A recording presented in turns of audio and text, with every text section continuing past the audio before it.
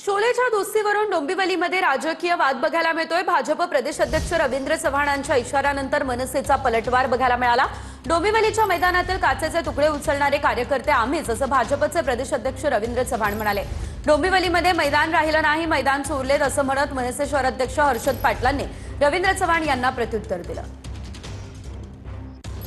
मी असं म्हणणं योग्य नाही, परंतु ज्या गोष्टी अत्यंत महत्त्वाच्या आहेत त्या सांगणंही गरजेचं असतं। ज्यांच्या जोडीला प्रत्येक जण बसलाय, प्रत्येकाला कदाचित चांगलं माहित आहे आपली दोस्ती कशी आहे। शोलेची दोस्ती आहे,